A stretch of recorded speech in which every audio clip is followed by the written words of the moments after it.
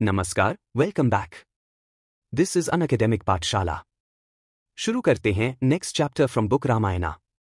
The next chapter we are reading today is Rama's exile. Ram जब वनवास के लिए जाते हैं वो स्टोरी। राम और सीता ने अपने विवाह के बाद अयोध्या में कई खुशहाल साल बिताए।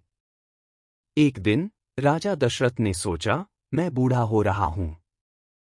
इस राज्य को किसी मजबूत और इस पर शासन करने में सक्षम व्यक्ति की आवश्यकता है।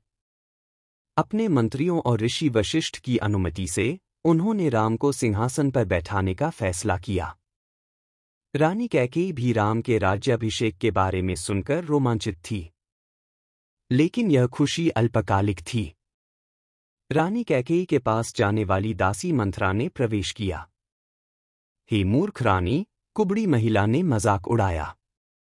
यदि राम को राजा बना दिया जाता है तो आपका पुत्र भरत केवल उनकी प्रजा होगा और कुछ नहीं। जब कैकेयी ने यह सुना तो उसने सोचा, वास्तव में मंथरा जो बोल रही है वह सच है। मुझे ऐसा होने से रोकने के लिए कुछ करना चाहिए। अचानक उसने उस दिन को याद किया जब राजा ने उसे अपनी जान बचाने के लिए 2 वरदान देने का वादा किया था। वह बिना सोचे समझे अपने कोप भवन के अंदर चली गई। यह सुनते ही राजा वहां पहुंचे। मेरी रानी, मुझे बताओ कि तुम्हें क्या परेशान कर रहा है, उन्होंने आग्रह किया। दशरथ की दयालुता और यह अच्छी तरह से जानते हुए कि वह हमेशा अपना वचन निभाएंगे, इसी बात का लाभ उठाते हुए उसने कहा, महाराज, क्या आपको याद है कि कई साल पहले जब मैंने आपकी जान बचाई थी तो आपने मुझे 2 वरदान देने का वादा किया था? दशरथ ने उत्तर दिया, हाँ, मुझे याद है। मुझे बताओ, तुम क्या चाहती हो? अब आपको अपने 2 वरदान मिलेंगे। कैकेयी ने क्रूरता से मुस्कुराते हुए कहा, मेरे प्रिय महाराज, मेरी पहली इच्छा है कि मेरे पुत्र भरत को राजगद्दी पे बिठाया जाए। मेरी दूसरी इच्छा है कि राम को 14 वर्ष के लिए वनवास दिया जाए। इन शब्दों पर दशरथ भौंचक्के रह गए। पहले अपने कानों पर विश्वास नहीं हुआ। वह उलझन में खड़े थे।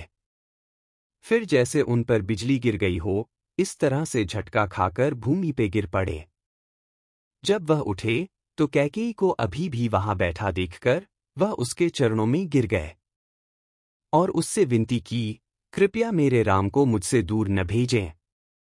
मैं अपने राम के बिना नहीं रह सकता। लेकिन ईर्ष्या से अंधे होकर कैकेयी ने अपने पति की मांग सुनने से इनकार कर दिया। जब राम को कैकेयी के अनुरोध के बारे में पता चला तो वह बस मुस्कुराए और कैकेयी को प्रणाम किया। माँ, अगर आप वास्तव में यही चाहती हैं तो यही मेरे लिए सबसे अच्छा है और मुझे खुशी से मंजूर है। मैं अभी अपने वनवास के लिए निकल पड़ता हूं, राम ने नम्रता से कहा। यहां तक कि कैकेयी भी उसके व्यवहार पर हैरान थी। राम ने अपने पिता दशरथ और तीनों माताओं का आशीर्वाद लिया और जाने की तैयारी करने लगे। सीता ने साथ आने की जिद की। लक्ष्मण भी ये कहते हुए उनके साथ शामिल हो गए कि वह अपने बड़े भाई के बिना नहीं रह सकते और कुछ भी सुनने से इनकार कर दिया। अंततः साधु सन्नचित होकर तीनों ने सभी से विदा ली और रथ पर सवार होकर वन की तरफ चल पड़े। महल में हर कोई दुखी था। राजा दशरथ भी खुद को संभाल नहीं पा रहे थे। जब वे गंगा नदी के तट पर पहुंचे तो राम ने अपने वफादार मंत्री सुमंत्र से रुकने के लिए कहा। अब आपको राज्य लौटना चाहिए और उन्हें यह समाचार देना चाहिए कि हम सुरक्षित हैं और हम 14 साल बाद लौटेंगे, उन्होंने कहा। सुमंत्र ने भारी मन और आंखों में आंसू के साथ राम को वहीं छोड़ दिया। गंगा के तट पर वे क्षेत्र के शासक गुहा से मिले। वह अपने कई सहायकों के साथ वहां उनका इंतजार कर रहा था। प्रभु, यदि आप हमारे साथ यहाँ रहेंगे और अपने 14 साल मेरे राज्य में बिताएंगे तो हमें बहुत खुशी होगी। राम मुस्कुराए और बोले, मैं और मेरा परिवार आपके प्रस्ताव को स्वीकार करना चाहते हैं, परंतु हम नहीं कर सकते, क्योंकि माँ ने मुझसे 14 साल जंगल में रहने का अनुरोध किया है, न कि दूसरे राज्य में। हम आपके प्रस्ताव से सम्मानित हैं, लेकिन मुझे अपना वादा निभाना चाहिए।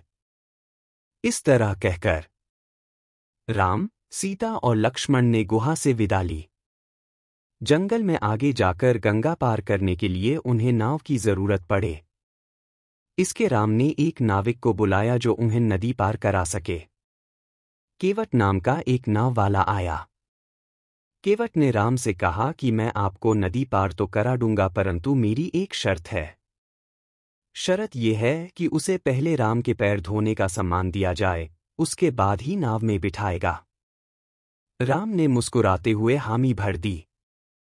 केवट पानी से भरा कथौता ले आया।